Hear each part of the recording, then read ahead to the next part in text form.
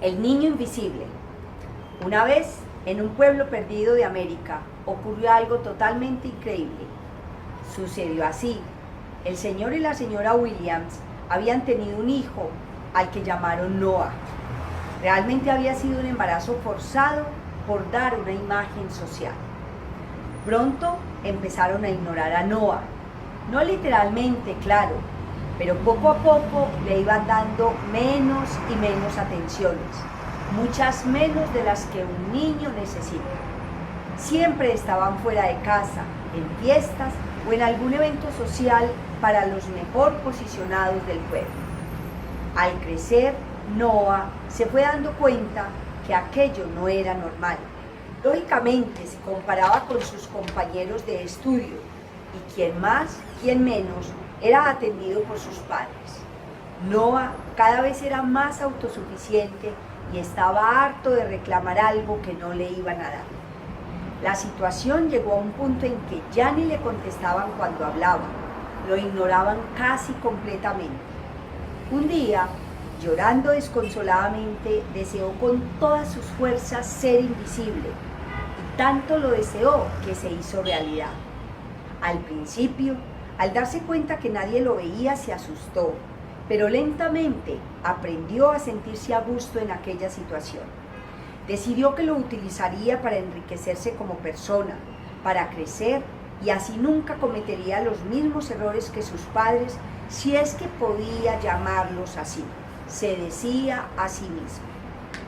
Los años pasaban y en el pueblo ya se habían dado por vencidos, no lo habían encontrado y además las posibilidades de los Williams eran tal que el pueblo dejó de buscar a Noah. Un día estaban los señores Williams sentados a la mesa cuando de repente alguien pide que le acerquen la sal y al mirar al extremo se encontraron con un joven de 25 años.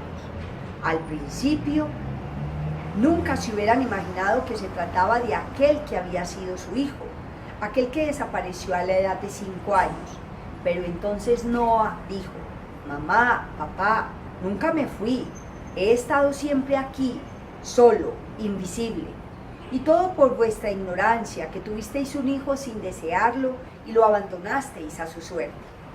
En todos estos años me he dedicado a aprender y a observar para valerme por mí mismo.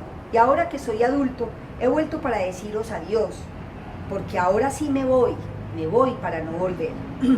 Quedaros con ese sentimiento de tristeza o de culpabilidad, si es que la tenéis, o si preferís la frialdad que os caracteriza. Sabéis que no os guardo rencor. Gracias a esto, ahora puedo ser libre y escoger aquellas personas que sí me quieran apreciar y respetar. Con esto se levantó y se fue para siempre. A los señores Williams se les encogió el corazón y por unos instantes sintieron todo el sufrimiento de aquel niño que Noah había sido. Al poco tiempo, la señora Williams, aún joven, tuvo otro hijo, pero se prometieron que no cometerían el mismo error. Por una vez, un niño les había enseñado algo a los adultos y a su ya conocida experiencia. Por su parte, Noah vivió feliz y fundó una institución a favor del respeto a los niños. Este es un cuento que escribió un consultante y lo llevó a la terapia de bioreprogramación.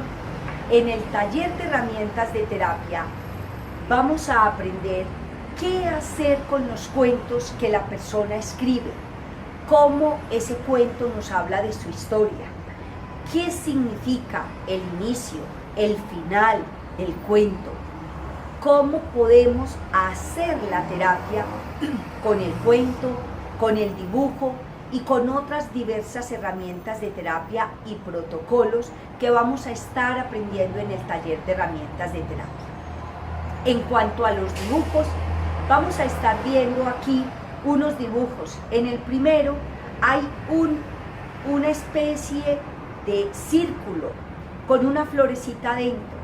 Es una persona que consultó por sobrepeso y que hay un puntito que cuando yo le pregunto qué significa ese punto, me dice: es que me manché con el esfero o con el lapicero.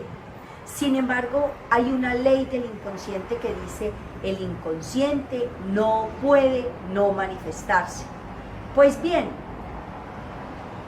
el inconsciente de esta persona no pudo manifestar, no pudo dejar de manifestar con ese puntito, que es que cuando ella estaba en el vientre, venía con una hermana.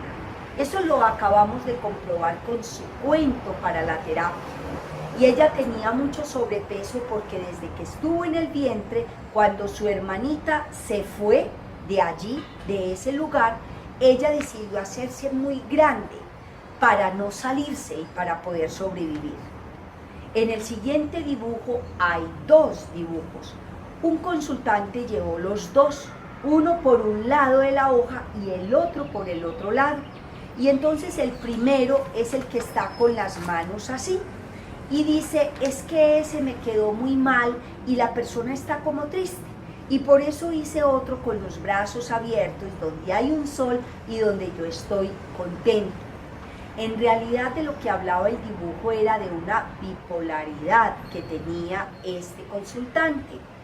Entonces, en el taller de herramientas de terapia aprenderemos cuál es el significado de que el dibujo sea puesto a la derecha, a la izquierda, arriba, abajo, en el centro, el tamaño del dibujo, qué significa, cómo complementar el trabajo del dibujo con el cuento. Y también vamos a aprender diversos protocolos de terapia regresiva reconstructiva en este taller de herramientas de terapia que haremos el 16, 17 y 18 de febrero del 2018 en Medellín.